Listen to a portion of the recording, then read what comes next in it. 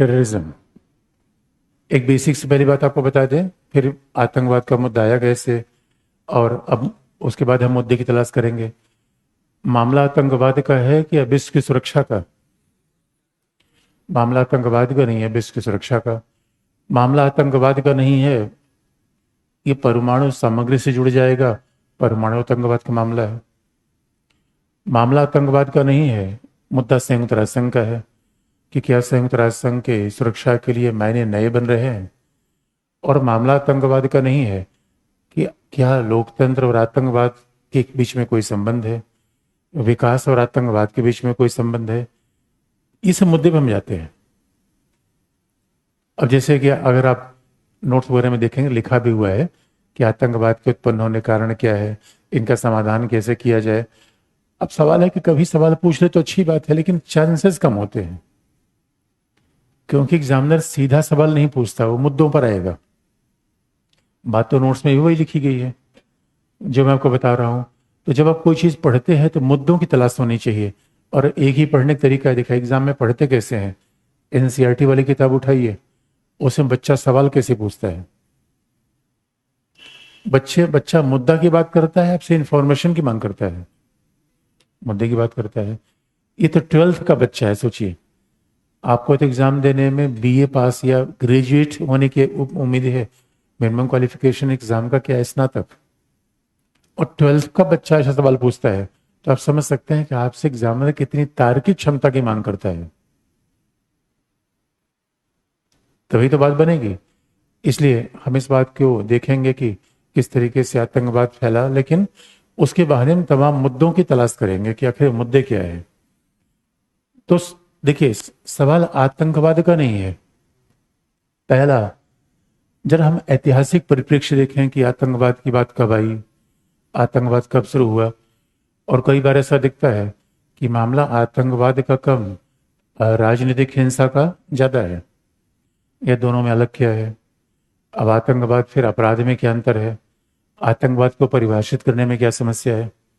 तो अब जरा देखिए, थोड़ा सा हम ऐतिहासिक सर्वे कर ले कि समस्या आई कैसे, विकराल कैसे हुई, कैसे कैसे इसके स्वरूप बदले। तो जो पहली बात आती है,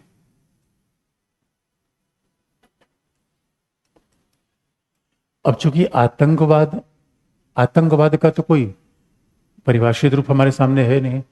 जब संयुक्त राष्ट्र संघ इसे परिभाषित नहीं कर पाया तो एक समस्या तो है कि आतंकवाद है कौन, आतंकवादी कौन है। अब पाकिस्तान के लिए बलूचिस्तान लिबरेशन आर्मी आतंकवादी है, जैसे मोहम्मद और लश्कर तोयबा नहीं है। यही समस्या है। पूरी दुनिया में इजराइल के लिए हमास आतंकवादी है, हमारे लिए लश्कर तोयबा आतंकवादी है, हमारे लिए रेजिस्टेंस फ्रंट आतंकवादी संगठन है। कई कई कई बार तो एलटीटी को भी लोगों ने आतंकवादी संगठन नहीं माना था। तो दुनिया में बड़ा मतभेद है कि आतंकवाद है क्या।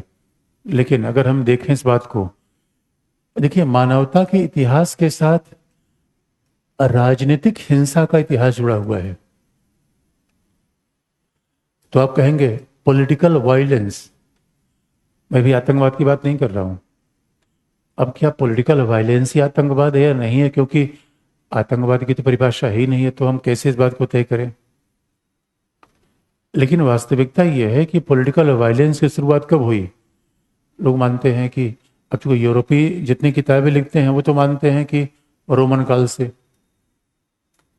उनका मानना है कि पॉलिटिकल वायलेंस, और कई बार कुछ विचारक तो लिख देते हैं उसी पॉलिटिकल वायलेंस को आतंकवादियों कह देते हैं। लेकिन पॉलिटिकल वायलेंस और आतंकवाद में क्या अंतर है, क्योंकि जब राजनीतिक हिंसा होती है, देखिए हिंसा एक होती है व्यक्तिगत, एक होती है राजनीतिक। तो राजनीतिक हिंसा का मतलब क्या है, जब हिंसा का पर्पज सरकार बदलना हो, जब हिंसा का पर्पज कहीं विद्रोह करना हो, जब हिंसा का पर्पज पॉलिटिकल सिस्टम को चेंज करना हो, तो कहलाएगी पॉलिटिकल वायलेंस। बड़े सारे वायलेंस होते हैं सांप्रदायिक और राजनीतिक नहीं होते। बड़े सारे वायलेंस होते हैं एथनिक, और कई बार तो आजकल तो आ गया घरेलू हिंसा। और ऐसा माना जाता है कि समाज में अगर शांति रहेगी, लोकतंत्र रहेगा, तो हिंसा नहीं होगा। अन्यथा हिंसा होता रहा है अब अगर हिंसा ही आतंकवाद है तो फिर तो पति आतंकवादी है। अगर पति ने पत्नी के प्रति हिंसा किया तो क्या है? आतंकवाद। और सवाल यह है, राज्य हिंसा करता है नहीं हिंसा करता है, तो क्या राज्य भी आतंकवादी है क्या? तो जब राजनीतिक हिंसा की बात आती है तो स्वाभाविक रूप में राज्य के पास पुलिस है, राज्य के पास सैन्य बल है। और इसलिए गांधी ने बात कही थी, राज्य आत्मा रहित मशीन है और हिंसा का संगठित यंत्र है।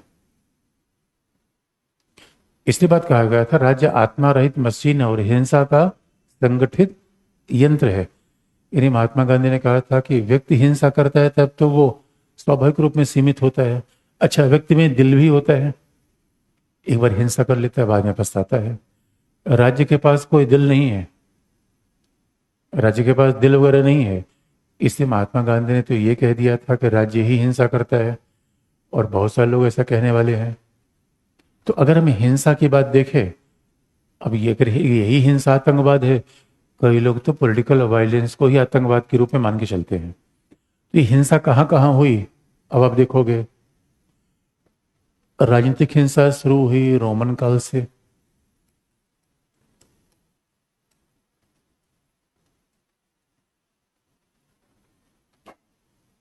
राजनीतिक हिंसा का इतिहास तो रोमन काल जितना पुराना है, लेकिन आधुनिक युग में अगर आप देखोगे, कुछ लोग जो हिंसा को बहुत जस्टिफाइड करते हैं, उसमें है जॉर्ज सोरेल।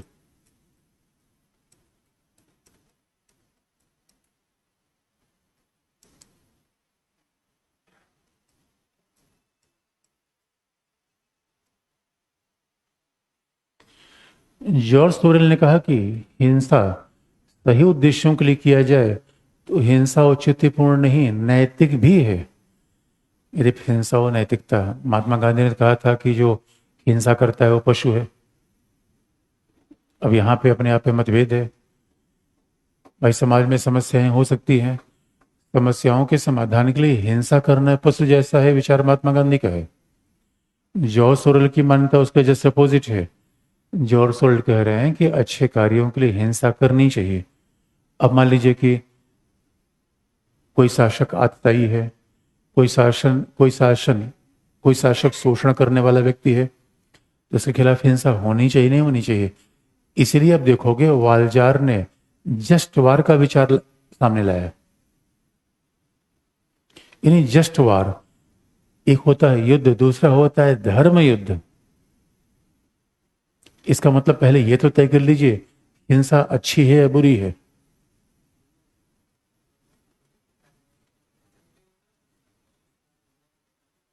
तो अब आप देखो, इस बात को लेकर मतभेद आ जाता है।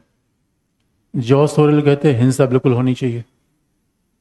और इतना ही नहीं, जॉर्ज सोरेल के बाद जो हमारे मार्क्सवादी आते हैं, मार्क्सवादियों में सबसे बड़ा नाम है माओ का। माओ ने तो कहा है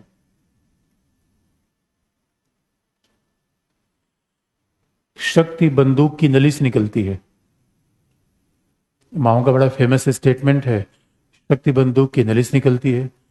इसलिए अगर मार्क्सवादियों की बात देखी जाए तो मार्क्सवादी हिंसा करने के समर्थक है, लेकिन उनका कहना क्या है? ये जस्ट वार है। यानी स्वाभाविक रूप में अगर कोई समाज में शक्तिशाली वर्ग है, वो गरीबों का शोषण कर रहा है, समाज में शक्तिशाली वर्ग है, गरीबों का शोषण कर रहा है, तो स्वाभाविक रूप में उसके खिलाफ हिंसा जायज है या नाजायज है? जायज है। वो कहते हैं उसके खिलाफ हिंसा होनी चाहिए, हमें बिल्कुल हिंसा करनी चाहिए। यही बात जॉर्ज सोरेल ने भी कही, लेकिन जॉर्ज सोरेल मार्क्सवादी नहीं है। जॉर्ज सोरेल तो कहते हैं कि नहीं, हिंसा बहुत जरूरी है। इसके बाद मार्क्सवादी कहते हैं कि, और खास तौर पे क्योंकि मार्क्स का जो रेवोल्यूशन था वो हिंसात्मक है, इस बारे में थोड़े विवाद हो जाते हैं। यदि मार्क्स ने भी माना कि अगर समाज में समस्याएं आ रही हैं तो हिंसा को उसने मना भी नहीं किया, ऐसा नहीं कि हिंसा मना किया हो, लेकिन ऐसा भी नहीं कहा, क्योंकि उसके रेवोल्यूशन तो मेजर रेवोल्यूशन पॉलिटिकल था। मार्क्स ने थोड़े कहा कि बंदूकधारी हिंसा करेंगे, उसने कहा सर्वहारा वर्ग के लोग हिंसा करेंगे। मजदूरों की क्रांति होगी, बराबर की हिंसा की बात नहीं आई थी, मजदूरों क्रांति की बात आई थी। लेकिन मार्क्स से पूछा गया कि क्या हिंसा नहीं हो जाएगी, तो उन्होंने कहा अरे भाई, दुनिया में जितनी क्रांतियां हुई ये सब में हिंसा हुई है। आज पूंजीपतियों ने सत्ता छीन ली है कभी सामंतों से। जब पूंजीपतियों ने सामंतों से सत्ता छीनी है तो स्वाभाविक रूप से हिंसा ही तो करके छीनी थी। ये कौन सा लोकतांत्रिक तरीका अपना के छीना था? तो आज अगर ये आपत्ति कर रहे हैं कि हिंसा हो रही है, हिंसा हो रही है, तो हिंसा अन्याय के खिलाफ जायज है। इसे धर्म युद्ध कह लीजिए, और इसी को अलग अलग धर्मों में अलग अलग तरीके से बताया गया है। अब सवाल यह है कि गीता में तो बाकायदा भगवान कृष्ण ने हिंसा का उपदेश दिया है कि मारो सबको, ये धर्म युद्ध है, ये सब आतताई है। इसका मतलब है अगर समाज में पापी बढ़ जाए तो भगवान के अवतार की प्रतीक्षा करेंगे या खुद तलवार लेकर मैदान में आ जाएंगे?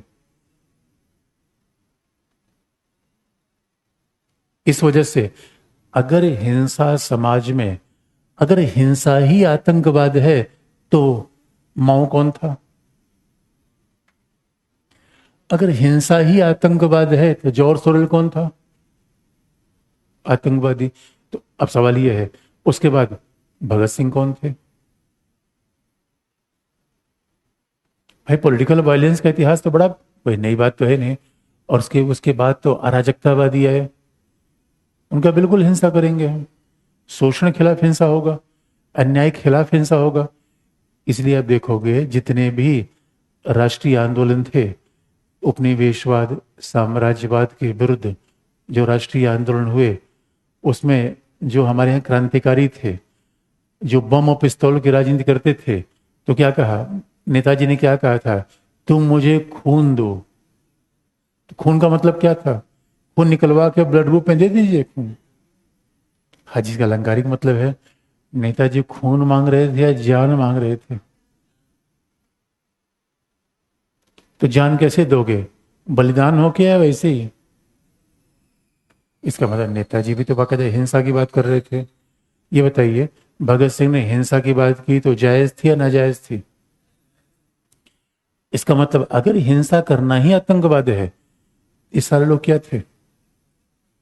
आतंकवादी। ये तर्क सुनने में कैसा लगा आपको? यही समस्या आतंकवाद को परिभाषित करने में है। यही समस्या आतंकवाद को परिभाषित करने में है, क्योंकि जो भी हिंसा करता है वो कहता है ना भाई, मेरी मांग तो जायज है, मैं तो आजादी के लिए हिंसा कर रहा हूं, मैं तो इन्हीं शोषण के खिलाफ हिंसा कर रहा हूं, मैं तो समाज में समानता लाने के लिए हिंसा कर रहा हूं। इसलिए राजनीतिक हिंसा व्यक्तिगत हिंसा से अलग हो जाती है। कई बार व्यक्तिगत हिंसा क्या होती है, कोई चोर है, डाकू है, किसी की हत्या कर दिया, फिरौती के लिए, दुश्मनी के लिए, ये तो सब अलग तरीके से है। इसको हम राजनीतिक हिंसा का नाम नहीं देते। लेकिन अगर हिंसा ही आतंकवाद है, इसका मतलब इस इतिहास को देखा जाए तो आतंकवाद को परिभाषित करने में एक समस्या आ रही है। लेकिन जो लोग हिंसा के बड़े विरोधी हैं, उसमें महात्मा गांधी, जो लोग कहते हैं कि नहीं, हिंसा का मतलब क्या है, पशु जैसा है, इसमें कौन है? महात्मा गांधी।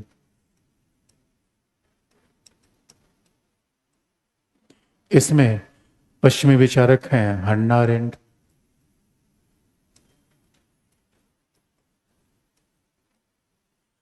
महात्मा गांधी, हन्ना अरेंट, इनका कहना है कि हन्ना अरेंट से पूछा गया हिंसा कैसी है, कि हिंसा मानवीय स्वभाव नहीं है, ये मानव में कम्युनिकेशन है, मानव में संवाद की क्षमता है, मानव में संवाद की क्षमता है। संवाद की क्षमता का प्रयोग करते हुए आप लोगों के विचार को बदलिए, लोगों के परसुएशन करिए। संवाद और परस्पर विचार विमर्श से किसी समस्या का समाधान होना चाहिए, हिंसा से नहीं।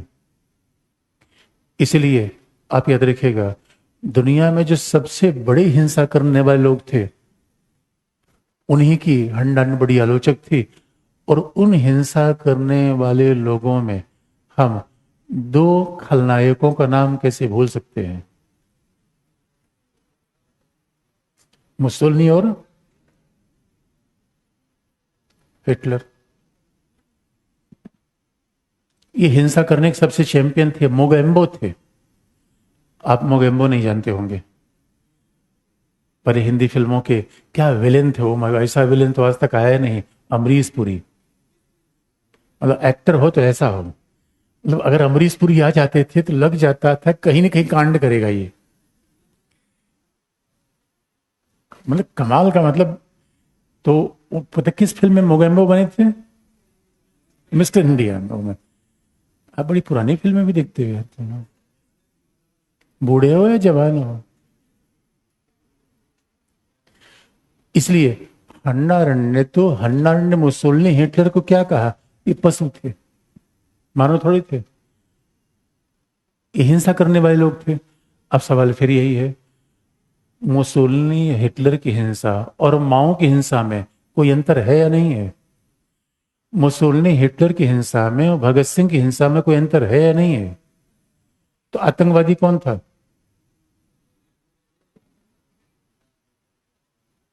मामला फंस गया। तो आखिर में आतंकवादी कौन था? इसलिए यह मुद्दा हमेशा इंपॉर्टेंट हो जाता है, जो कि महात्मा गांधी ने क्या कहा, हिंसा कौन करता है? पशु। अब देखो, जंगल में बिला वजह कोई एक दूसरे से लड़ता भिड़ता रहता है, जबकि इसका कोई कारण नहीं है। इसलिए महात्मा गांधी ने कहा था जीवन कैसे चलना चाहिए, प्रेम से। और महात्मा गांधी ने तो अहिंसा का दूसरा पर्याय क्या मान लिया था? प्रेम। अहिंसा का ये मतलब नहीं होता कि फिजिकल वायलेंस न करना। महात्मा गांधी ने पहली बार कहा वायलेंस के कई रूप होते हैं। कई लोग मन से जलते रहते हैं, वचन से वायलेंस। महात्मा गांधी ने कहा कि बस हिंसा केवल घूस बस शरीर से नहीं दिखती, मन से भी दिखती है। कई बार मन में लोग कुड़ते थे कि इसको पा जाता, मैं मसोड़ के रख देता, पा नहीं रहे, बस वही। कई कई लोग वचन से बड़ी कड़वी बातें कई बार बोल देते हैं, और वो फिर घूसे से ज्यादा प्रहार कर जाता है, फिर वो बोलता ही नहीं। मन से भी हिंसा होती है, वचन से भी होती है, मारने पीटने से तो होती ही होती है। मन से भी अहिंसक होना चाहिए, वचन से भी अहिंसक होना चाहिए। इसलिए सही मायने में कौन अहिंसक है? जो सबको एक नजर से देख रहा है। प्रेमी और आध्यात्मिक व्यक्ति अहिंसक हो सकता है। तो अब यहीं से अगर हम आतंकवाद को परिभाषित करने की बात शुरू करें, इसका मतलब है हिंसा अच्छी भी हो सकती है, बुरी भी हो सकती है क्या? हिंसा अच्छी और बुरी हो सकती है क्या? और दूसरी बात है, राज्य हिंसा करता है कि नहीं करता है? राज्य की हिंसा को क्या कहा जाए? इसलिए मेन में एक सवाल आया था कि आतंकवाद अपने आप में कॉन्टेस्टेड कॉन्सेप्ट है। आतंकवाद एक सविरोध विचार है। अब आप देखोगे राज्य भी हिंसा करता है। अब मामला फिर इसका मतलब इसी आधार पर एक बात बनती है, अच्छे आतंकवादी बुरे आतंकवादी। अगर जो हिंसा करता है वो आतंकवादी है, तो अच्छा आतंकवादी कौन था? जो किसी मानवता की मुक्ति के लिए, आजादी के लिए। तो अब इस यही नजरिए का फर्क होता है। हमास कह रहा है भाई मैं तो फिलिस्तीन के लोगों के लिए लड़ रहा हूं, लेकिन बुरा आतंकवादी कौन है? जो अब तो नजरिए की बात है कि अच्छा आतंकवादी बुरा आतंकवादी। जैसे मैं कहूं अच्छा भ्रष्ट और बुरा भ्रष्ट।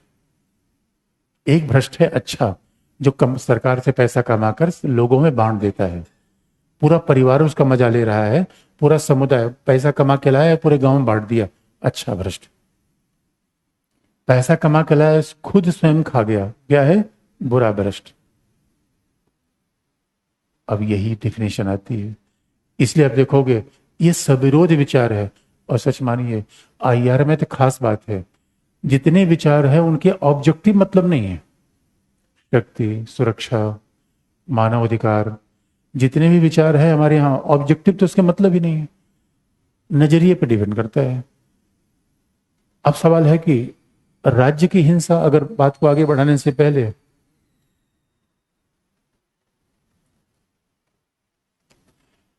इसका सीधा मतलब है कि जीवन के दो रास्ते हैं, एक हिंसा वाला, एक शांति वाला रास्ता। कौन सा रास्ता अपनाए? शांति वाला। तो जो हिंसा का रास्ता अपना रहे हैं वो सब आतंकवादी हैं? अच्छा, जो हिंसा का रास्ता अपना रहे हैं आतंकवादी नहीं है? ओ, मतलब वो आतंकवादी नहीं कहेंगे आप, तो किसी आतंकवादी कहेंगे?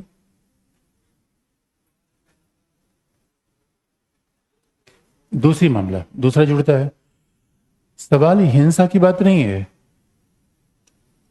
मैक्स वेबर ने राज्य की बड़ी बेहतरीन परिभाषा दी है।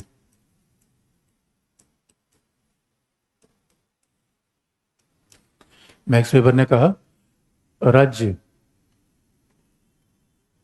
की हिंसा वैधानिक होती है। राज्य क्या है? एक भूभाग विशेष पर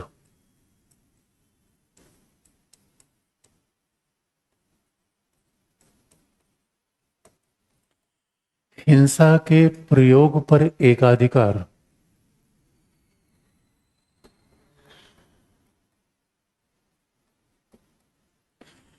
एक भूभाग विशेष पर हिंसा के प्रयोग पर एकाधिकार क्या कहलाता है? राज्य। यानी monopoly over violence on particular territory. इसका मतलब भूभाग को राज्य की संकल्पना भौगोलिक है। भाई भारतीय राज्य कश्मीर से कन्याकुमारी, तो कश्मीर से कन्याकुमारी तक हिंसा का एकाधिकार किसके पास है?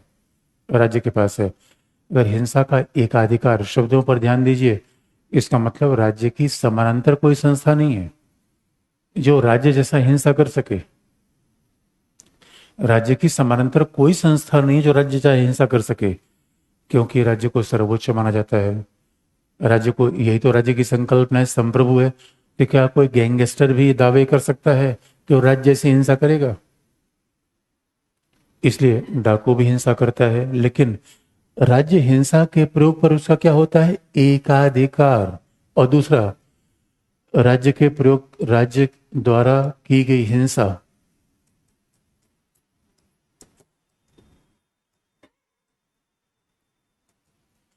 राज्य द्वारा की गई हिंसा अवैधानिक होती है। और राज्य द्वारा की गई हिंसा क्या होती है? लीगल। इसका मतलब है कोई डाकू भी हिंसा कर सकता है। राज्य के द्वारा की गई हिंसा लीगल होती है। अब यही विवाद का विषय हो जाता है। अब आजकल के जो मानवाधिकार कार्यकर्ता है, आतंकवाद को परिभाषित करने में अगली समस्या क्या आ गई? आजकल जो मानवाधिकार के कार्यकर्ता हैं वो कहना ये शुरू कर देते हैं, राज्य आतंकवाद। आपने शब्द को ध्यान से सुना? शब्द हमने क्या प्रयोग किया? राज्य आतंकवाद। अब सवाल है, राज्य आतंकवाद है तो बात ऐसे देखिए, डीएम कौन है? भाई राज्य को रिप्रेजेंट कौन कर रहा है? सरकार। सरकार का सबसे विजिबल रूप कौन है? डीएम और पुलिस कप्तान। ये क्या है? क्या कहा आपने? ओ माय गॉड, मेरे बच्चे ऐसा जवाब देंगे? आप डीएम साहब को क्या कह रहे हो? इसका सीधा मतलब है, अगर कोई, देखिए राज्य की हिंसा क्या है? वैधानिक है। इसलिए अगर सीआरपीएफ के द्वारा माओवादी मारे गए तो वैधानिक, माओवादियों ने सीआरपीएफ को मारा तो अवैधानिक। माओवादियों को हिंसा के प्रयोग का वैधानिक अधिकार नहीं है, वैधानिक अधिकार नहीं है। और लोग कहते हैं, भाई देखिए राज्य का बड़ा दायित्व है। राज्य का बड़ा दायित्व क्या है? राज्य स्वाभाविक रूप में अगर न रहे तो आंतरिक रूप में आपकी सुरक्षा कौन बनाएगा? पहला, राज्य न होता तो इतनी आसानी से क्लास में चले आते आप। राज्य की सुरक्षा है तभी तो आपका, नहीं तो आपका कमरे का ताला सेफ रहता है, टूट जाता, आप सेफ नहीं रह पाते। इसका सीधा मतलब है, राज्य है तो आप सुरक्षित है। राज्य है तो आप अंदर से सुरक्षित है, बाहर से भी सुरक्षित है। नहीं तो आप क्या लगता है चीन खोपचे में लेके आपको विदा कर देता? तो राज्य क्यों है? पाकिस्तान नहीं, पाकिस्तान, मुनीर तो कह रहा है कि पूरा इंडिया ही हमारा है। अब बताओ, तो पाकिस्तान के खिलाफ कौन लड़ा? राज्य। गुंडों के खिलाफ कौन लड़ रहा है? राज्य। इस वजह से कुछ लोग कहते हैं, भाई राज्य को कैसे आप आतंकवादी कह दोगे? हिंसा का जो प्रयोग करे उसे आतंकवादी कह दोगे? अरे राज्य का निर्माण तो हमने किया ही इसीलिए कि वो लोग व्यवस्था बना के रखे, हमारे जीवन को सुरक्षित रखे। राज्य आतंकवादी ये अपने आप में विरोधाभासी शब्द है, लेकिन मानवाधिकार कार्यकर्ता करे नहीं, राज्य ही आतंकवादी है, राज्य लोगों को मार रहा है। बात बड़ी उलझ गई। कौन आतंकवादी है? कौन आतंकवादी है? I am a Khan but not terrorist. Movie देखी है आपने? देखने की जरूरत भी नहीं है। मूवी देखोगे केवल हफ्ते में एक। तो इसका सीधा मतलब है, अब आतंकवादी कौन है यार, मामला ही फंस गया। यहीं से कुछ बात लिख लीजिए, यही तो पूरा डिबेट है। कौन आतंकवादी है? इसलिए क्या कॉन्सेप्ट है, सविरोध आइडिया है, ये कॉन्टेस्टेड आइडिया है ये। अब बताइए, तर्क और आर्गुमेंट लिखना होगा या कहानी लिखेंगे कि संयुक्त राष्ट्र संघ ने इस आतंकवादी संगठन को प्रतिबंधित कर दिया? एग्जामिनर आपसे क्या देखना चाहता है, डिबेट या इंफॉर्मेशन? डिबेट। डिबेट के साथ जो इंफॉर्मेशन आप लगा दीजिए, यहीं से बात शुरू करिए।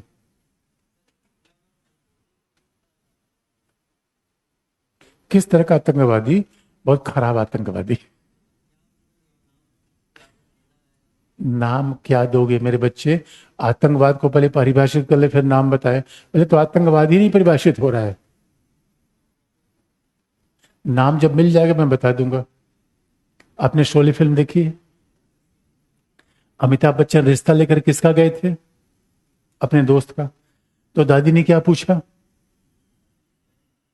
कि भाई माता पिता कौन है?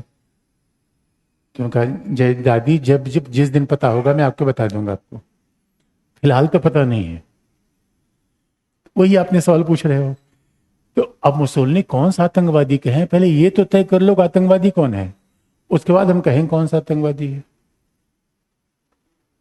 लिख लीजिए। क्या?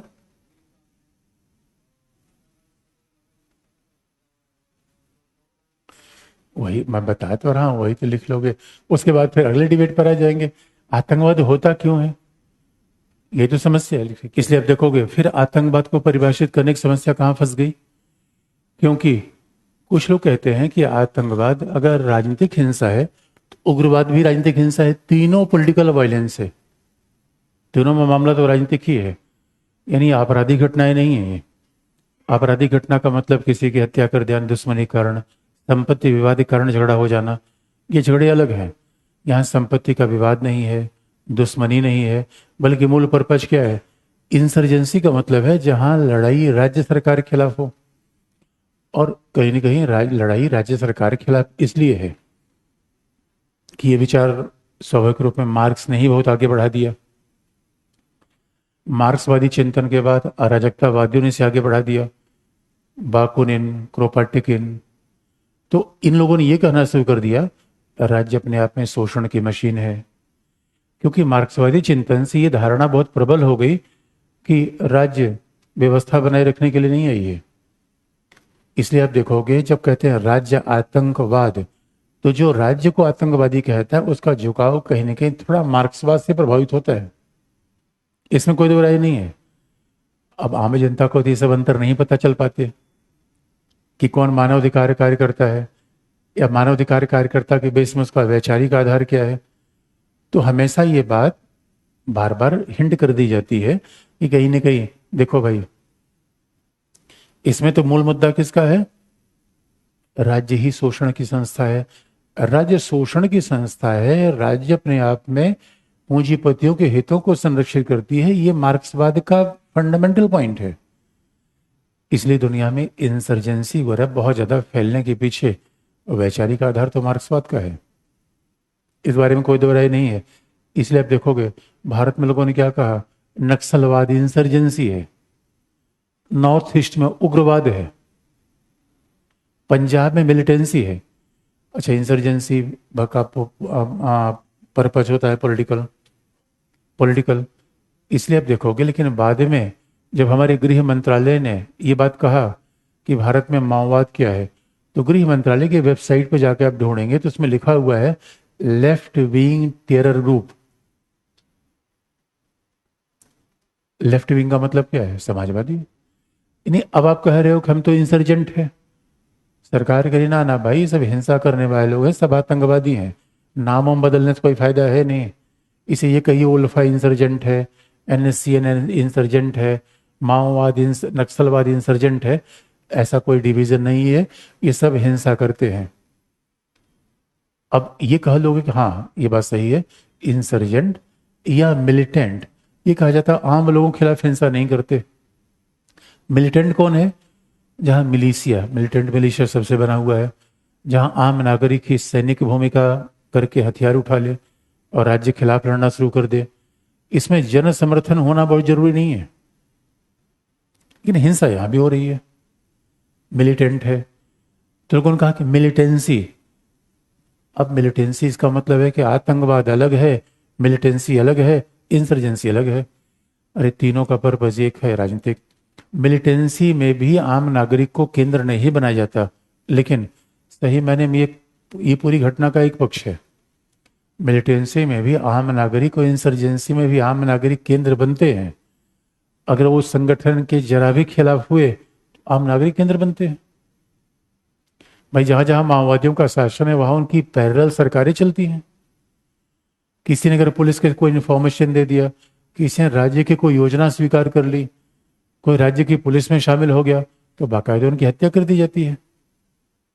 इसलिए ये कहना कि नहीं मिलिटेंसी में, मिलिटेंसी अलग है, टेररिज्म अलग है।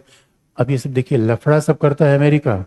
आपने देखा होगा जब हमारे यहाँ अब सिंदूर आतंकी हमला हुआ, ये क्या था? सिंदूर आतंकी हमले को अमेरिका के बड़े मंत्री ने पहली बार क्या किया? ट्वीट किया, और अमेरिका के एक न्यूज़पेपर ने इस बात को कहा कि मिलिटेंट ने अटैक किया। भारत सरकार ने उसे बहुत नाराजगी व्यक्त की, तो मिलिटेंट को डिलीट करके अगले टेररिस्ट लिखा गया। लेकिन उसने मिलिटेंट को ऐसे काट के लिखा टेररिस्ट। इसका मतलब है भारत के ऊपर जो हमला करे वो मिलिटेंट, और अमेरिका के ऊपर हमला करे वो टेररिस्ट। ये भाई ये दोहरा मानदंड कहां चलेगा? अमेरिका में कोई हमला करेगा तो क्या होगा? टेररिस्ट। भारत पे कोई हमला करे क्या होगा? मिलिटेंट। यही शब्द विभाजन की समस्या है। एक ही मामला है, जहां भी हिंसा हो जाए वो क्या हो जाएगा? आतंकवाद। और आतंक देखिए, हिंसा करना, कई बार हिंसा अलग अलग किस्म की होती है, हर हिंसा आतंक पैदा नहीं करती। याद रखिएगा, माओवादी एरिया में जहाँ पे नक्सलियों का प्रभाव है वहाँ आम व्यक्ति सही में आतंकित ही होता है कि उनके खिलाफ कभी जाता ही नहीं, भले वो कुछ भी कहे वो मान लेगा। उसको पता चलेगा जान का खतरा है, उसके मन में एक भय बैठा हुआ है। आतंक आप समझते हैं? आतंक की बात करनी हो तो आप जरा सोच के देखिए, सितंबर 2001 के बाद, WTC उड़ गया। उसके बाद लोग जहाज में बैठने से डरने लगे। ये आतंक होता है। हिटलर मुसोलिनी ने सच में आतंक ही पैदा किया था। आम आदमी बोलने से भी डरता था, और कहा तो जाता था आतंक तो स्टालिन का इतना था कि आम जनता मजाक नहीं करती थी डर के मारे, क्योंकि पता नहीं मजाक को ही साम्यवाद के खिलाफ मान लिया जाए। पब्लिक में आम जनता मजाक करने से भी डरती थी। मजाक में तो आदमी कुछ भी बोल देता है ना। तो इतने आदमी में भय व्याप्त था। देखिए, आप में भय व्याप्त थोड़ी है। आप पूरे रास्ते से चले जाते हैं तो आप में कोई टेरर नहीं, यार पता नहीं कौन हमला कर देगा, ऐसा कोई भय थोड़ी है। अब बताओ इसमें कौन आतंकवादी है, कौन आतंकवादी नहीं है? इसका मतलब मिलिटेंसी है, इंसर्जेंसी है, ये कहीं ना कहीं अच्छे उद्देश्यों के लड़ रहे हैं।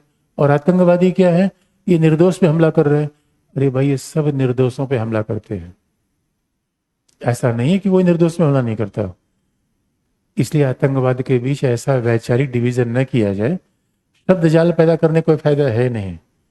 सबकी फंडिंग एक ही किस्म से होती है, सबके पास हथियार चाहिए, सबका प्रशिक्षण एक ही तरीके का है। अगर ऐसा डिवीजन करेंगे फिर तो दुनिया में आप कहेंगे कोई अलकायदा है, कोई ISIS है, तो अलग अलग कोई आतंकवादी नहीं है। बड़ा मुश्किल है काम ये। लेकिन यही पॉलिटिक्स है। इसलिए एक है आतंकवाद की पॉलिटिक्स और एक है आतंकवाद। तो पॉलिटिक्स सीधा किसका है?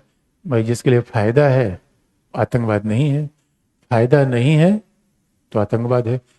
सितंबर 2001 के बाद अमेरिका ने माना कि आतंकवाद होता है। नहीं, उसके पहले तो मानव अधिकार का आंदोलन से बताया पड़ा हुआ था। जब कश्मीर और पंजाब में आतंकवाद था तो क्या था? मानव अधिकार का आंदोलन था ये। और जब अमेरिका पे हमला हुआ तो क्या हुआ? आतंकवादी हमला हुआ। यही दोहरा मानदंड है। यह तो है, यह है आतंकवाद, कॉन्टेस्टेड कॉन्सेप्ट। पहली बात यह है। अब सवाल है कि आतंकवाद अगर कॉन्टेस्टेड कॉन्सेप्ट है तो दूसरे मुद्दे को देखें कि आतंकवाद आखिर में क्या, इससे किसका रिलेशन है? ये लोकतंत्र के कारण है, अल्प विकास के कारण है, या स्वाभाविक रूप में धर्म के कारण है? आतंकवाद का मूल कारण है क्या? तो हेडिंग चेंज कर लीजिए।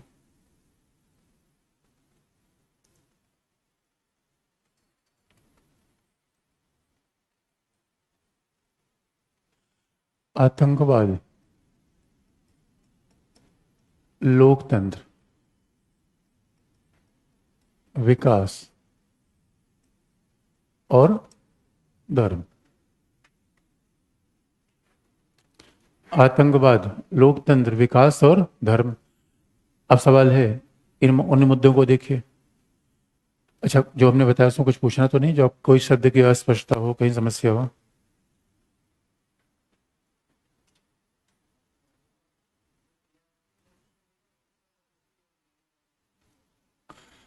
फिर आपको बता दें, इंसर्जेंसी मिलिटेंसी में समझ में नहीं आई बात? नहीं आई समझ? आतंकवाद, इंसर्जेंसी, मिलिटेंसी के बीच का अंतर स्पष्ट नहीं हुआ? नहीं। किसको स्पष्ट हुआ बताइए, तेजी से बोलिए। ठीक है, तेजी से बोलोगे तभी सब सुनेंगे। जवान बच्चे हो यार, मेरे तक आवाज नहीं आ पा रही है।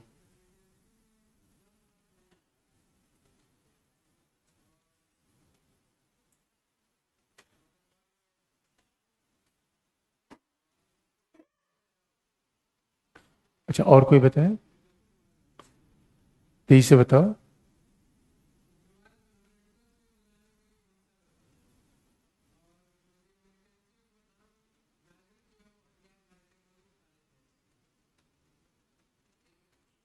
भाई सीधी सी बात है, इन सही बात है। इंसर्जेंसी का सीधा मतलब है जब हम राज्य के खिलाफ, सरकार के खिलाफ आक्रमण करें, और कहीं ना कहीं उसमें, अब अगर इंसर्जेंसी वही बात है कि लेफ्ट विंग से प्रभावित है, तो रेडिकल चेन की बात करेगी। लेफ्ट विंग से प्रभावित नहीं है तो रेडिकल चेन की बात नहीं कर सकती। इंसर्जेंसी का मतलब है जन समर्थन से पैदा किया गया एक ऐसा हिंसात्मक आंदोलन जो राज्य सरकार के खिलाफ लड़ रहा हो। इंसर्जेंसी है। हमने एग्जाम्पल नक्सलवाद बता दिया, इंसर्जेंसी। मिलिटेंसी, आम जनता से मतलब नहीं होता। कुछ लोग मिलिशिया के रूप में, लड़ाकों के रूप में एक ऐसा अपना हथियारबंद गिरोह बना ले और राज्य के खिलाफ लड़ने लगे, किसी भी कारण से, डिससेटिस्फेक्शन से। अलग अलग कारण हो सकते हैं, मनोवैज्ञानिक भी, सामाजिक भी। राज्य के खिलाफ लड़ने लगे तभी से कहते हैं मिलिटेंसी। आतंकवाद का मतलब अलग है। आतंकवाद का मतलब क्या है? जहां पे लड़ाई राज्य के खिलाफ होती है, लेकिन उससे भी बड़ा मामला कहाँ होता है? निर्दोष व्यक्तियों के खिलाफ, जहां पे आम जनता के खिलाफ भी लड़ाई चलती रहती है। और जहां पे, लेकिन तीनों में एक पर्पस आ जाए, वह राजनीतिक। ये अंतर तीनों के बीच का टेक्निकल है, यही तो परिभाषित करने में समस्या है। आजकल बहुत सारे लोग मानते हैं जहां हिंसा हो रही है वो क्या है? आतंकवाद। जहां हिंसा हो रही है वो है आतंकवाद। तो इस टेक्निकल अंतर को मानने की आवश्यकता नहीं है। लेकिन फिर वही बात है, अंतर यहाँ पे अंतर हो जाता है। अगर राज्य आतंकवाद पैदा करता है तो यहाँ एक पेचीदा मसला फंस रहा है। राज्य भी दो प्रकार के होते हैं, एक तानाशाही राज्य। किसी ने पूछा हिटलर मुसोलिनी का राज्य। भाई म्यांमार का राज्य तानाशाही राज्य है, म्यांमार का राज्य सैनिक शासन वाला राज्य है, लेकिन भारत का एक लोकतांत्रिक राज्य है। तो आप लोकतांत्रिक राज्य को भी ऐसे आतंकवादी राज्य कह दोगे, फिर तो अपने आप में एक समस्या आएगी। क्योंकि लोकतांत्रिक राज्य जनमत के बाद, जन समर्थन के बाद परिवर्तित हो सकता है। इस वजह से ऐसा कहा जाता है कि ये चीजें विवादास्पद है। बात स्पष्ट है? बात स्पष्ट है? आगे आगे बढ़े। नक्सलवाद, भाई नक्सलवाद तो आम ग्रामीण जनता के द्वारा आगे बढ़ाया गया था। किसी न किसी तरीके से इसमें जन समर्थन लिया था। चारू मजूमदार, कानून सान्याल जैसे लोगों ने जन समर्थन ले लिया था, ये बात मानी जाती है।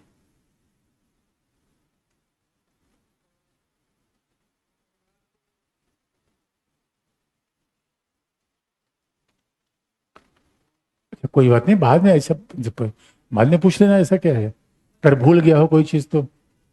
और दूसरी बात है, विवाद पैदा करने की जरूरत इसलिए नहीं कि विवादास्पद खुद ही है ये। तो जब नजरिए का अंतर, बस सीधी सी बात है भाई, जिसमें खुद ही चार नजरिया है, यही तो हेडिंग ही है, कॉन्टेस्टेड कॉन्सेप्ट। कॉन्टेस्टेड कॉन्सेप्ट है तो नजरिए को अलग अलग हमने लिख लिया। अब उससे ज्यादा कोई पूछ रहा था कुछ?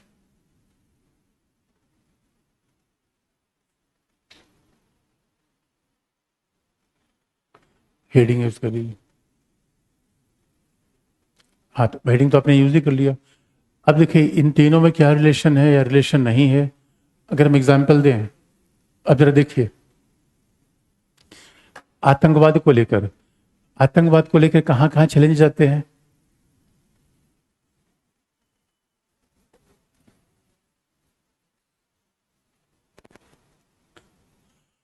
अब लोकतंत्र और आतंकवाद के बीच क्या संबंध है, इस बारे में बड़े मतभेद हो सकते हैं। भाई सामान्यतः लोकतंत्र का सीधा मतलब है भाई, जहाँ पे सरकार जन समर्थन से बने, जहाँ जनता की सहभागिता हो, और जहाँ सरकार जनता के प्रति उत्तरदायी हो, और जनता सरकार को जब चाहे बदल ले, यही तो लोकतंत्र है।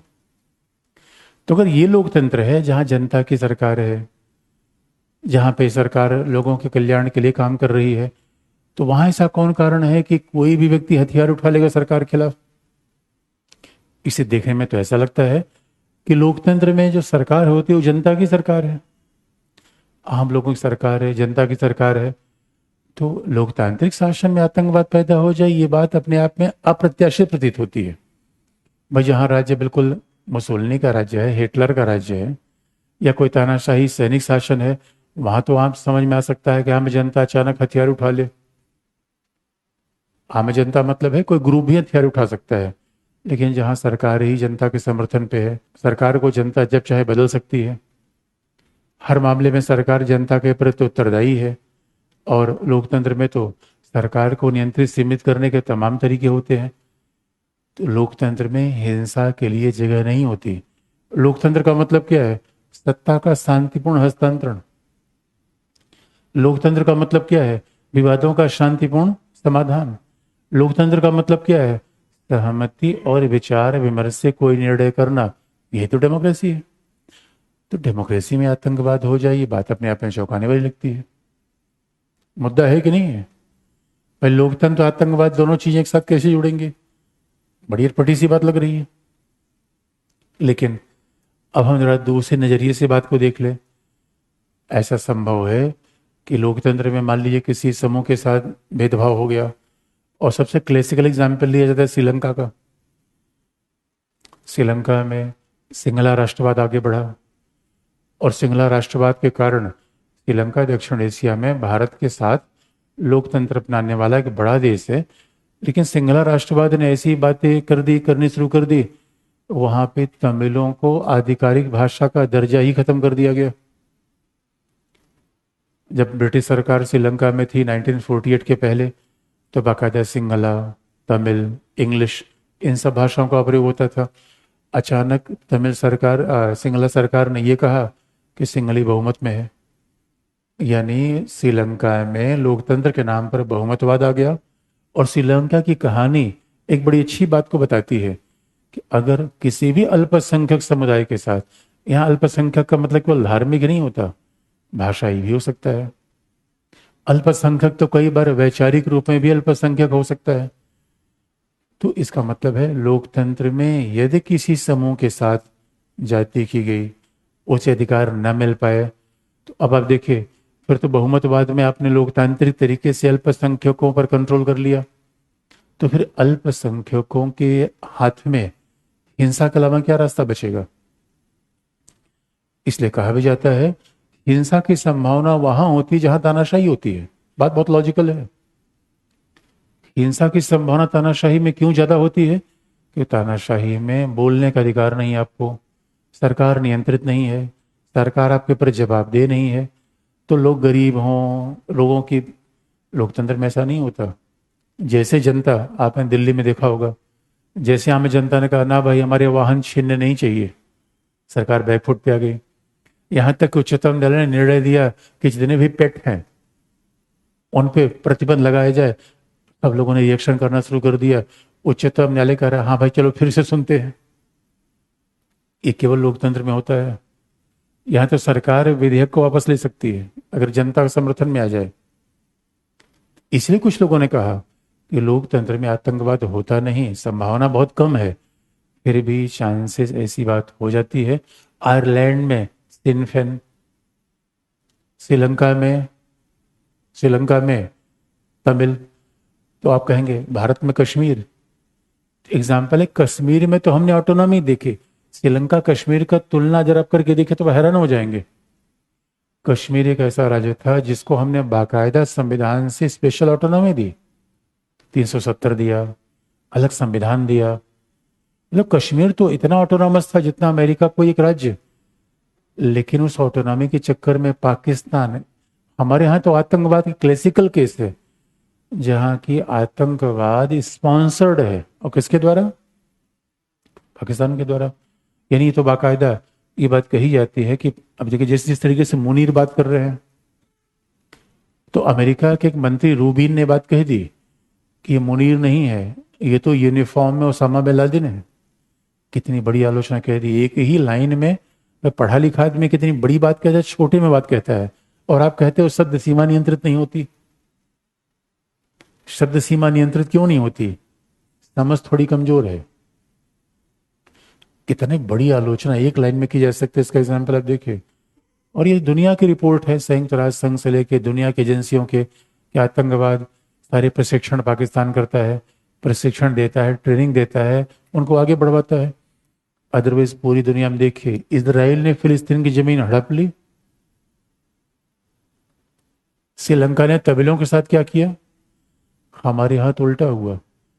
हमने तो बिल्कुल हमने तो कश्मीर को मैक्सिमम ऑटोनॉमी दे रखी थी, जितना शायद ही दुनिया में किसी राज्य के पास होगा। अब ऑटोनॉमी दे रखी थी या उसका आधार पे विघटनवाद हो जाएगा? तो हमारे यहाँ आतंकवाद का कारण बिल्कुल अलग किस्म का था। भाई हमारे यहाँ तो उल्टा, हमारी जमीन पाकिस्तान ने छीन ली, 1/3 तो वही छीन के भाग गया। यही आप रसिया और यूक्रेन के मामले में देख लीजिए।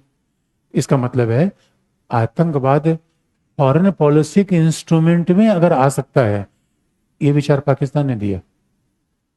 बात ध्यान सुनने की है, दुनिया में कोई भी ऐसा देश नहीं है जो आतंकवाद से प्रभावित न रहा हो कमोबेश। आतंकवादी हिंसा तो हर जगह हो गई, बम ब्लास्ट हुए, लेकिन दुनिया में कोई ऐसा देश जो आतंकवाद को फॉरेन पॉलिसी टूल के रूप में आगे बढ़ा रहा हो, वो पाकिस्तान है। दोनों बात में बड़ा फर्क होता है। भाई कोई एक समूह नॉन स्टेट एक्टर आतंकवाद में शामिल हो जाए और पूरा स्टेट मशीनरी ही आतंकवाद में शामिल हो जाए, सेना, सरकार, ब्यूरोक्रेसी, तो पाकिस्तान का एग्जाम्पल तो बिल्कुल अलग किस्म का है। तो कई बार आतंकवाद घरेलू डिससेटिस्फेक्शन से ज्यादा बाहर से स्पॉन्सर्ड हो सकता है, या बाहर से भी तो स्पॉन्सर्ड हो सकते हैं। तो कई एग्जाम्पल आ जाते हैं, और फॉरेन पॉलिसी इंस्ट्रूमेंट में क्यों यूज करते हैं उसके कारण हम अलग देख लेंगे। लेकिन दूसरा, विकास, कुछ लोग कहते हैं, और देखिए जहां विकास की बात आएगी कहीं ना कहीं, देखिए विकास पिछड़ापन अगड़ापन हमेशा सापेक्षिक होता है, रिलेटिव होता है। और एक कहीं ना कहीं मार्क्सवादी नजरिया ऐसा है कि भाई याद रखिए, आतंकवाद की समस्या नहीं है, समस्या है गरीबी की, समस्या है भुखमरी की, समस्या है विषमता की। जिस देश में गरीबी, विषमता, भुखमरी रहेगी वहां पे लोग हिंसा पर उतारू होंगे। और इसलिए इसके पक्ष में तर्क भी दिया जाता है कि अगर आप ध्यान से देखिए इंटरनेशनल पॉलिटिक्स में, तो अफगानिस्तान, देखिए जरा सोच के देखिए आतंकवाद हो कहाँ रहा है? फिलिस्तीन, अफगानिस्तान, अब अफ्रीकी देशों में सोमालिया। और ये बहुत ध्यान से देखिए सारे देश गरीब हैं, हाशिए पर हैं। तो जहां बिल्कुल गरीबी हो, जहां पे विकास हो ही ना हो, तो भाई आम आदमी व्यवस्था के प्रति बिल्कुल डिससेटिस्फाइड है। और व्यवस्था के प्रति डिससेटिस्फाइड है तो स्वाभाविक रूप में वो आतंकवाद का सहारा ले सकता है, क्योंकि हिंसा क्या है, उसकी बात को रखने का एक तरीका है। वैसे तो आप बात सुनेंगे नहीं। अब जहां वैसे भी लोकतंत्र नहीं है, कोई आम जनता की बात सुनने को तैयार नहीं है, इसलिए कुछ लोग मानते हैं कि आतंकवाद क्या है, ये गरीबों की आवाज है। इस समाज में जो हाशिए पर रह रहे लोग हैं, उनकी आवाज को उठाने का एक माध्यम है आतंकवाद है। लेकिन इस तरह को अगर मान लिया जाए, इसका मतलब है आतंकवाद का ज्यादा कारण आर्थिक है या वैचारिक है। अब इस बात में मतांतर है। आतंकवाद का ज्यादा कारण क्या है, आर्थिक है वैचारिक है? क्या बोला आपने? अब इसका उल्टा तर्क भी है। उल्टा तर्क ये है, रुडॉल्फ एंड रुडॉल्फ एक विचारक है जो भारत के बारे में बहुत सारी बात लिखते हैं। उन्होंने अगर आतंकवाद का आर्थिक कारण है, तो फिर अब आप कुछ एग्जाम्पल लीजिए। आप कश्मीर के 3 पार्ट है, लद्दाख, जम्मू, श्रीनगर। कश्मीर का सबसे रिचेस्ट पार्ट है श्रीनगर, लद्दाख और जम्मू नहीं। आतंकवाद कहां से उत्पन्न हुआ? आपका आर्थिक कारण है। अगर आर्थिक कारण आतंकवाद का होता तो आतंकवाद उत्पन्न कहां से होता? लद्दाख से नहीं हुआ। दूसरा तर्क आप देखिए। हम दोनों तरफ देखने चाहिए।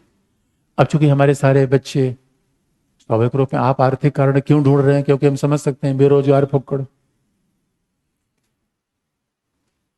तो अब आपको तो आर्थिक कारण, और स्वाभाविक रूप में देखो, युवावस्था में मार्क्सवाद का प्रभाव जीवन पे ज्यादा होता है। यह हकीकत की बात है, क्योंकि हम दिल से सोचते हैं। दूसरी बात, रुडॉल्फ ने बड़ी इंटरेस्टिंग बात कही। उन्होंने कहा अगर माओवाद या नक्सलवाद बंगाल में इसलिए पैदा हुआ क्योंकि बंगाल में गरीबी ज्यादा थी, विषमता ज्यादा थी, वैसे खिलाफ किसानों ने माओवाद पैदा कर दिया, तो भारत के कौन से भाग में गरीबी नहीं थी, ये तो बताओ आप। राजस्थान अमीर था,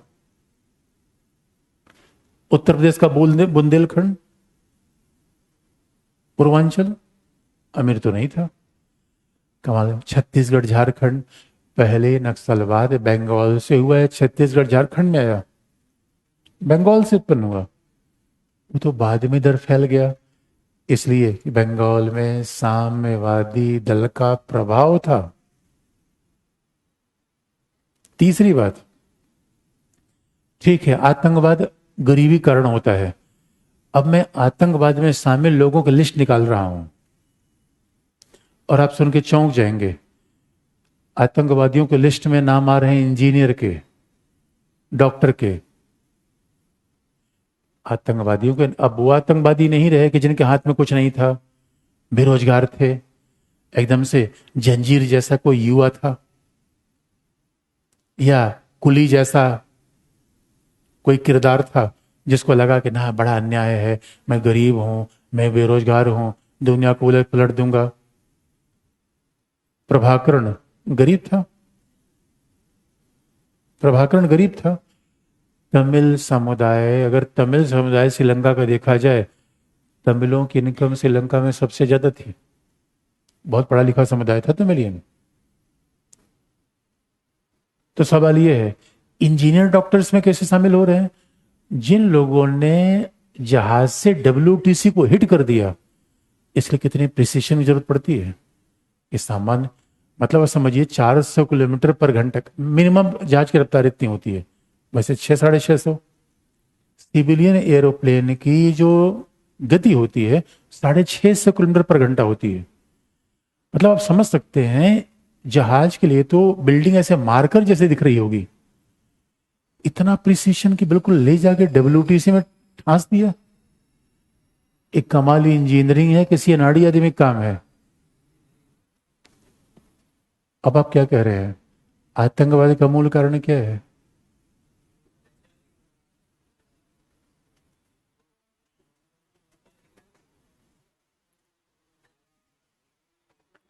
मामला फंस गया।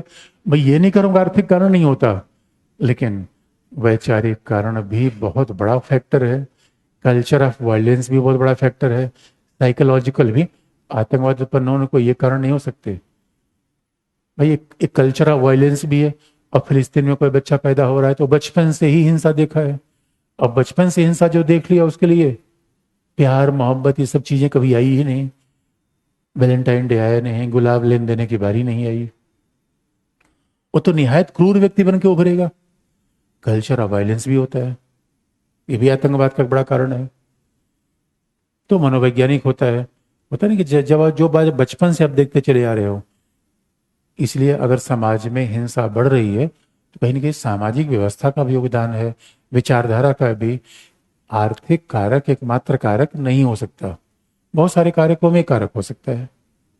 तीसरी बात, धर्म का संबंध आतंकवाद से। ये समस्या आई कब? सैमुअल हंटिंगटन ने किताब लिखी, आतंकवाद धर्म से जुड़ा कैसे। ये संदर्भ ऐसा आता है,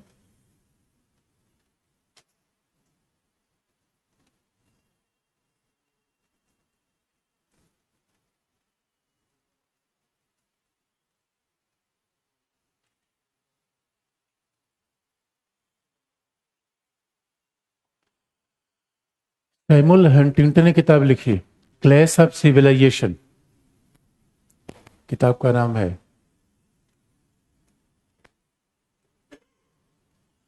अच्छा, कई कई बार ऐसा होता है जब व्यक्ति भावना प्रधान होता है, वो तर्क नहीं सुनता, कहता सर कुछ भी कहो मैं तो यही मानूंगा आतंकवाद आर्थिक कारण से होता है। ऐसे टीवी डिबेट में ऐसा ही होता है। टीवी डिबेट में एक आदमी जो अपनी बात रटे जा रहा है उसी बात को धुने जा रहा है, आप कुछ भी कहो। ना ना, अभी समस्या कब आती है? जो मार्क्सवाद से प्रभावित है उसे आर्थिक कारणों के अलावा कुछ दिखेगा ही नहीं। जो थोड़ा सा धार्मिक कट्टरवादी उसे लगेगा धर्म कारण है।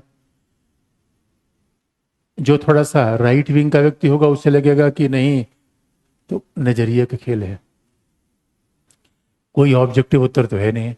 लेकिन जब आप कहेंगे धर्म, ये मामला पूरा का पूरा धर्म और आतंकवाद का संबंध जो जुड़ना शुरू हुआ, तो इसके पीछे क्लैश ऑफ सिविलाइजेशन वाली किताब थी।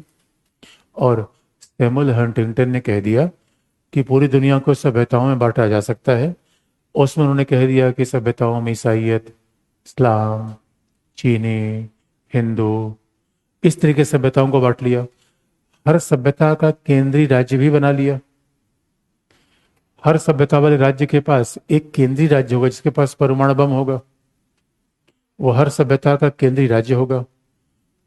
और सैमुअल हंटिंगटन ने कहा कि आने वाले देशों में संघर्ष राज्यों के बीच नहीं होगा, इन सभ्यताओं के बीच होगा। अब उन्होंने कह दिया कि ईसाइयत में भी कैथोलिक है, प्रोटेस्टेंट है। और आगे चल के जो उन्होंने निष्कर्ष निकाला, उनका तर्क ये था कि आने वाली दुनिया में जो सभ्यताओं का संघर्ष है सबसे भीषण रूप में कैसे आएगा? इस्लाम और क्रिश्चियनिटी के बीच। अब देखिए यहीं से धर्म का संघर्ष जुड़ा। तो उनका आने वाले समय में सभ्यताओं के संघर्ष में इस्लाम क्रिश्चियनिटी का मामला भिड़ेगा। और ये थोड़ा तर्क और आगे बढ़ना शुरू हुआ, बाकी लोगों ने भी ऐसा जस्टिफाइड करना शुरू कर दिया। हाँ हाँ, बात तो लगती ही सही है, क्योंकि अमेरिका ने जो हमला किया सितंबर 2001 के बाद, अफगानिस्तान, इराक, तो सब इस्लामी देश थे। और सितंबर 2001 के बाद स्वाभाविक रूप में एक इस्लामोफोबिया दुनिया में फैलाने का प्रयास किया गया, यह भी सच बात है। और आप देखोगे इस आधार पर ही बात फैलने लगी कि नहीं अब तो आतंकवाद कारण यह है कि धर्म के कारण उत्पन्न हो रहा है। और अगर इस संघर्ष में चाइना इस्लाम का साथ दे देगा तो ये संघर्ष निर्णायक होगा, अमेरिका के लिए समस्या आएगी, ऐसा हंटिंगटन ने मान लिया। लेकिन हंटिंगटन की मान्यताएं सही नहीं है। देखिए सही मायने में सभ्यता, धर्म और आतंकवाद एक दूसरे के विरोधी हैं। आतंकवाद का कारण वैचारिक है, राजनीतिक है, धार्मिक समस्या नहीं है। सही मायने में जो सच्चा धार्मिक व्यक्ति होगा वो आतंकवादी नहीं हो सकता। भाई आतंकवादी क्या है? निर्दोष लोगों को मारता है। सच्चा धार्मिक व्यक्ति कभी सांप्रदायिक नहीं होगा, और जो सांप्रदायिक होगा वो धार्मिक नहीं होगा। क्योंकि लोगों में घृणा का भाव पैदा करना ये सांप्रदायिकता है। लोगों को मार देना यह आतंकवाद है। अगर सोच के देखो, किसी भी धर्म में लोगों को, निर्दोष व्यक्तियों को मारने को कभी भी जायज नहीं ठहराया गया है। इस वजह से धर्म और आतंकवाद तो एक दूसरे के विरोधी सिरे हैं। मैं धर्म का, या देखिए, धर्म का सामान्य मतलब क्या है? नैतिकता। धर्म का सामान्य मतलब क्या है? नैतिकता। आतंकवाद का मतलब क्या है? निर्दोष व्यक्तियों की हत्या। ये बात अलग है कि पाकिस्तान जैसे देश, और ये बात कोल्ड वॉर में पाकिस्तान नहीं, अमेरिका ने खूब किया है। सोवियत संघ उस समय, जरा सोच के देखिए, सोवियत संघ साम्यवादी था और हर विचारधारा की अच्छी बातें होती हैं। सोवियत भाई समाज साम्यवादी विचारधारा की तो बड़ी अच्छी अच्छी विशेषताएं हैं। तो साम्यवादी विचारधारा के लोगों ने जीवन में धर्म के महत्व को कम से कम रखा। उन्होंने कहा भाई देखो, जीवन में धर्म का महत्व नहीं होता, जीवन में इकोनॉमी का महत्व ज्यादा होता है। इस वजह से वो धर्म को नहीं मानते थे। तो उस समय कोल्ड वॉर में अमेरिका ने क्या कहा? नहीं तो नास्तिक हैं, ये धर्म के विरोधी हैं। अमेरिका ने कोल्ड वॉर के दौर में पाकिस्तान को लेकर, सऊदी अरेबिया को लेकर पूरी दुनिया में धार्मिक कट्टरवाद को आगे बढ़ावा दिया। और जिन लोगों को अफगानिस्तान में ट्रेंड किया गया, सोवियत संघ ने हमला किया था अफगानिस्तान में 1988 में, सॉरी 1978 में। तो सोवियत संघ की सेनाएं जब अफगानिस्तान में घुसी, उन सोवियत संघ की सेनाओं का मुकाबला करने के लिए बाकायदा धर्म का राजनीतिक प्रयोग किया गया। बात को ध्यान सुनने की है, धर्म का राजनीतिक प्रयोग। समस्या धर्म में है और उसके राजनीतिक प्रयोग में है। समस्या राजनीतिक प्रयोग में है। अरे धर्म क्यों सकारात्मक शक्ति है? धर्म से नैतिक, आप कितने लोगों को पुलिस संभाल सकती है? आप याद रखिएगा, राज्य है ठीक है, पुलिस ज्यादा से ज्यादा लोगों को नहीं संभाल सकती। लोगों में नैतिकता का भाव कौन पैदा करता है? धर्म। लोगों में सही भावना कौन पैदा करता है? धर्म। अगर आप समाज में नशाखोरी भी रोकना हो, धर्म का प्रयोग कर सकते हैं। आप धर्म का प्रयोग करके नशाखोरी को भी कंट्रोल कर सकते हैं। पुलिस कितना काम कर रही है? लॉ कितना काम कर रहा है? पुलिस और लॉ का अपना काम है, लेकिन इतने लॉ बनाने के बाद पूरी दुनिया में नशाखोरी बढ़ रही है। इसलिए धर्म का मुद्दा नहीं है, मुद्दा राजनीति का है। और यकीन मानिए, हमारे पड़ोसी ने तो बिल्कुल धर्म का ऐसा जबरदस्त राजनीतिक प्रयोग किया। सोवियत संघ ने अफगानिस्तान में हमला किया, इस्लाम खतरे में है। भारत का डिवीजन हुआ, इस्लाम खतरे में है। पाकिस्तान तो हमेशा यही बात करता है, 370 हटा कश्मीर से, इस्लाम खतरे में है। तो पाकिस्तान ने बड़ा सिस्टमेटिक यूज किया है धर्म का, और पश्चिम एशिया में कई देशों ने किया है। हंटिंगटन की बात गलत क्यों है? अगर सभ्यता ही आपस में संघर्ष करती, ईरान और इराक के बीच संघर्ष कभी नहीं होना चाहिए था, दोनों इस्लामी राज्य हैं। सभ्यता आपस में संघर्ष करती तो सद्दाम हुसैन कुवैत को कब्जा कैसे कर लेते हैं?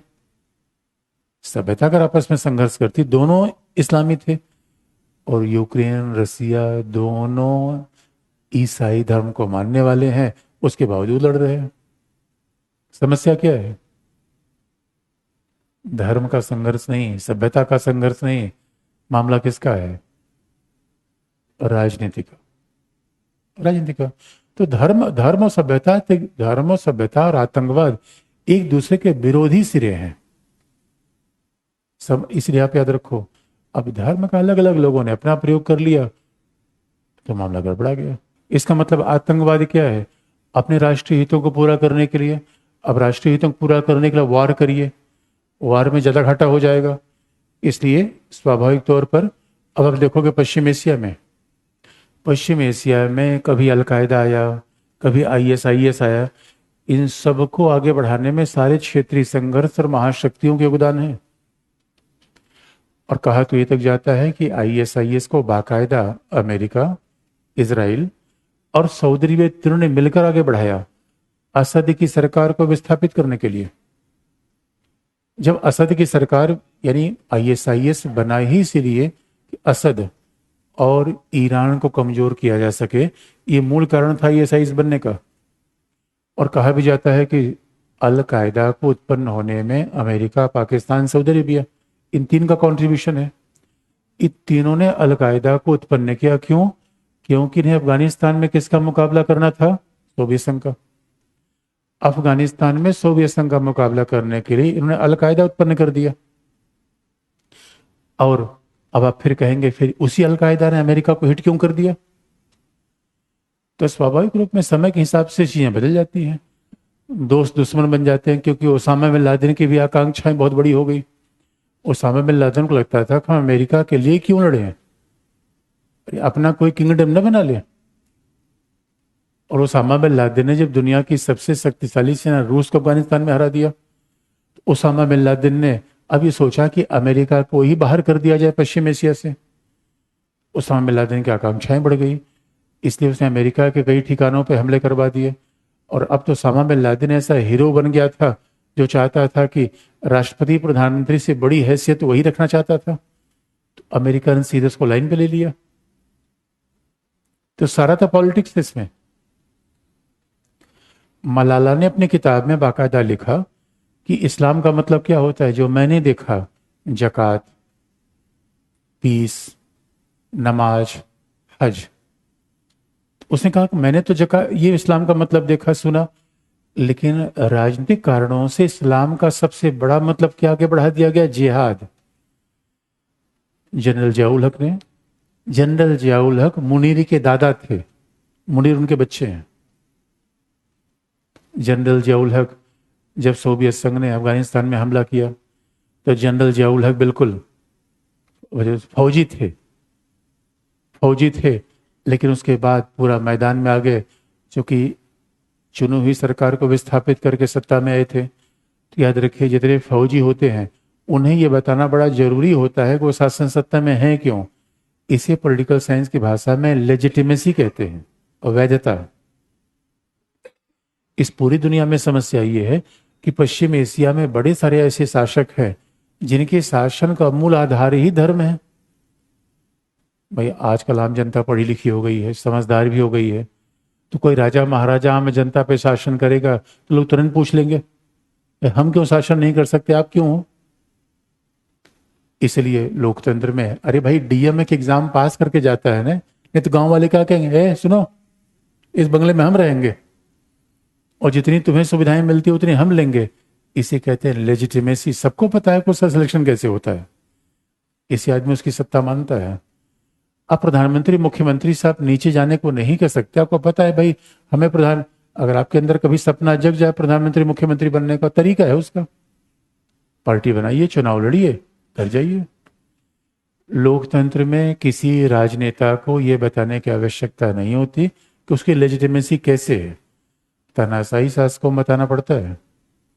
तो जब भी कोई फौजी शासक, मुनीर आप देखिए, मुनीर ऑपरेशन सिंदूर तो मुनीर के लिए वरदान बन गया। इमरान खान ने मोर्चा खोल रखा था, बलूचिस्तान की स्थिति अनियंत्रित थी, पाकिस्तान के खिलाफ भारी बवाल था, अर्थव्यवस्था नीचे जा रही थी, लेकिन भारत विरोध के नाम पर मुनीर ने पूरे पाकिस्तान में अपने पोस्टर छपवा दिए। और मुनीर कैसे प्रोजेक्ट करते हैं? नहीं, वो पाकिस्तान के नेता नहीं, इस्लाम के व्यक्ति हैं। यही राजनीति है, यही पॉलिटिक्स है। इसलिए पूरा पॉलिटिक्स कर दिया गया। और पश्चिमी देशों ने तो सेलेक्टिवली पहले, यही तो है, पश्चिमी देश पहले उसी चीज का प्रयोग करते हैं, फिर बाद में कहते हैं जब उनके काम की नहीं है तो कह देंगे अभी धर्म का आतंकवाद शुरू हो गया। तो धर्म का आतंकवाद अगर शुरू हुआ तो ये बिजनेस शुरू किया किसने? अमेरिका ने, पाकिस्तान ने, सऊदी अरेबिया ने, इन्हीं लोगों ने शुरू किया था पूरा मामला। इसलिए सारी समस्या की जड़ यहां से आई। नहीं तो आतंकवाद का मूल कारण है राजनीतिक। हर राज्य अपने राष्ट्रीय हितों को पूरा करना चाहता है। आज वार करेंगे तो आप फंसेंगे। देख रहे रसिया यूक्रेन के बीच में। इसे सीधा वार न किया जाए, क्या किया जाए? विपक्षी को और तरीके से नुकसान पहुंचाया जाए। तो विपक्षियों को नुकसान पहुंचाने का सबसे सॉफ्ट तरीका क्या है? आतंकवाद। यही तो पाकिस्तान ने पिछले 88 से किया हुआ है, आगे छड़े हुए हैं। हर देश कर रहा है अलग अलग तरीके से। रसिया ने यूक्रेन को तंग किया। अब यही बात है कि अगर पाकिस्तान हमारे यानी कश्मीर में आतंकवाद करने वाले लोग अच्छे आतंकवादी, बलूचिस्तान में आतंकवाद करने लोग बुरे आतंकवादी, यही फिर समस्या आ जाती है। लेकिन हेडिंग चेंज कर लीजिए, आतंकवाद का प्रयोग विदेश नीति के सिद्धांत के रूप में।